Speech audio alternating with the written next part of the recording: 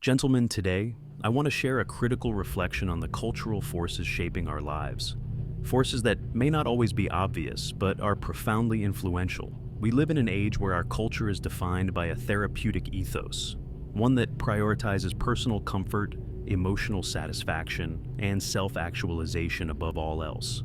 It's easy to fall into the trap of thinking this is normal, even healthy. But I want to caution you today. There's a danger here, a danger that Philip Rieff, one of the most insightful cultural critics of the 20th century, identified with remarkable clarity. Rieff's work in The Triumph of the Therapeutic presents a diagnosis of our culture that is as relevant now as it was when he first published it. In essence, he argues that we have shifted from a society grounded in religious, social, and moral obligations to one that is focused on individual emotional well-being. This shift, he claims, has fundamentally altered our values, our relationships, and our expectations of life itself. Rieff writes, "The therapeutic revolution is not a revolution of the mind, but of the self." This is critical. The self has become the central figure in modern life, not just in the sense of personal agency, but as the primary object of care and attention. The therapeutic culture elevates the pursuit of personal happiness above the pursuit of duty, responsibility, and honor. This is the first trap. Now, I know that self-improvement and emotional health are important. We must all take responsibility for our mental well-being, and seeking help when needed is essential. But what happens when emotional comfort becomes the ultimate goal? Rieff cautions that when this happens, we lose sight of deeper, more meaningful aspects of life. He argues, in a therapeutic society, the individual's pain is the ultimate reality. There is no external order or meaning that transcends the self. This is the crucial point. The therapeutic culture encourages us to center our entire lives on our feelings, on alleviating our discomfort, on ensuring that we never face emotional distress. But the result of this pursuit is not fulfillment, it's fragility. When comfort becomes the measure of success, when we aim to avoid emotional difficulty at all costs, we lose the ability to endure, to overcome, to grow. Rieff writes, "The triumph of the therapeutic marks the end of the culture of duty." In other words, the culture of personal fulfillment has supplanted the culture of responsibility. And when duty is no longer central to life, when emotional comfort replaces it as the highest good, we begin to drift. And this brings me to the second, more insidious element of Rieff's critique, momism. Rieff uses this term to describe the cultural shift toward a maternal worldview, one that prioritizes emotional nurturing, care, and constant reassurance. Rieff explains, what we now call nurturing is the dominant public ethic. Nurturing is no longer a private or familial duty, but a societal imperative. The problem arises when this nurturing extends beyond what is healthy and becomes a form of infantilization. In a therapeutic society, we are told that emotional well-being must be the cornerstone of our existence. This is where momism comes into play. Men, traditionally seen as figures of strength and resilience, are now encouraged to focus not on their responsibilities or duties, but on their emotional needs. We are urged to seek out care, comfort, and validation. The problem is not in seeking emotional support.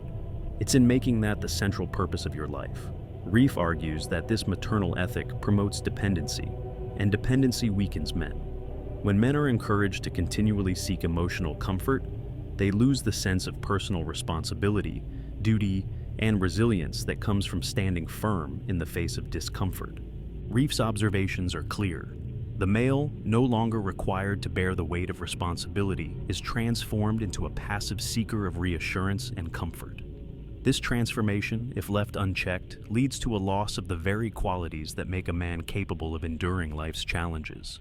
Men are no longer encouraged to confront hardship or to embrace the suffering that is inherent in life. Instead, they are taught that suffering is something to avoid at all costs. The result? We find ourselves ill-prepared to deal with the true trials that life inevitably throws at us. But let me be clear. I am not advocating for a return to an outdated, unfeeling form of masculinity. What I'm pointing out is the danger of overindulgence in emotional care.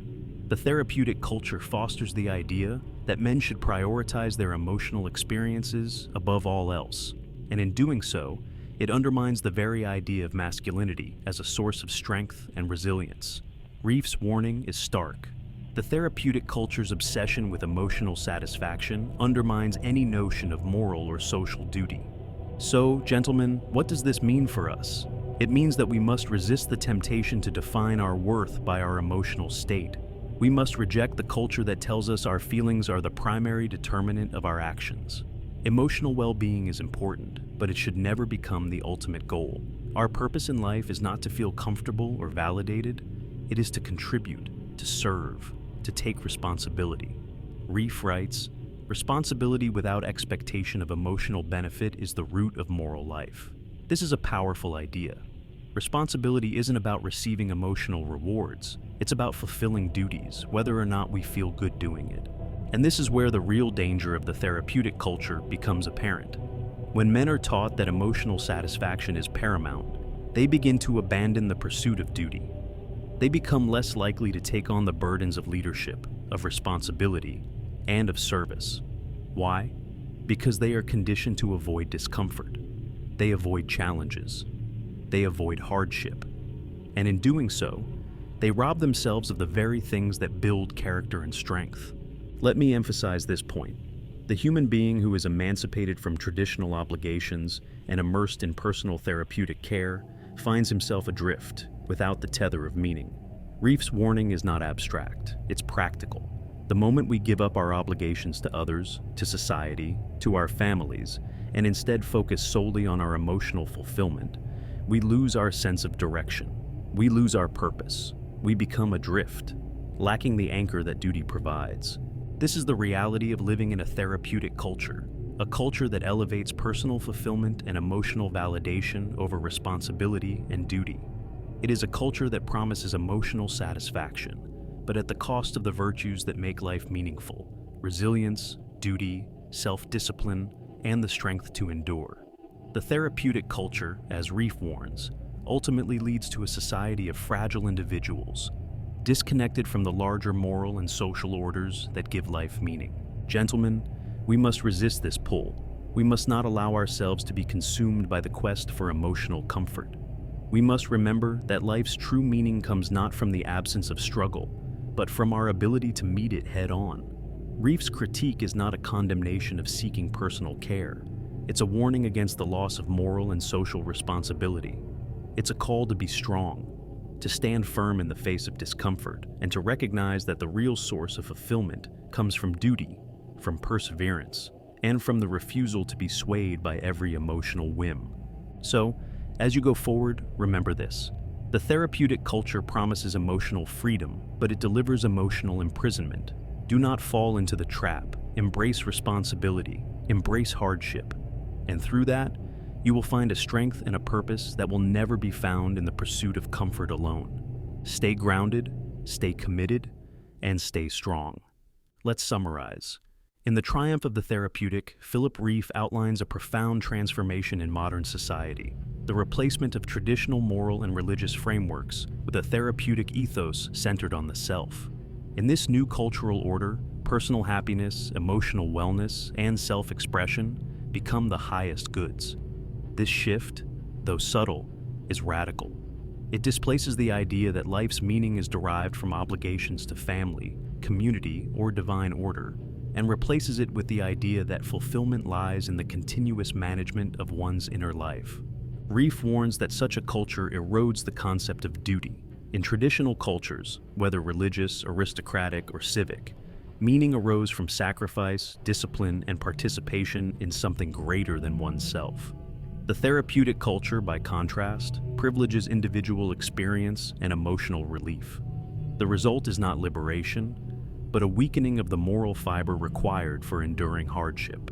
As Rieff puts it, responsibility without expectation of emotional benefit is the root of moral life, a concept fundamentally incompatible with therapeutic thinking, which insists that emotional benefit must be primary.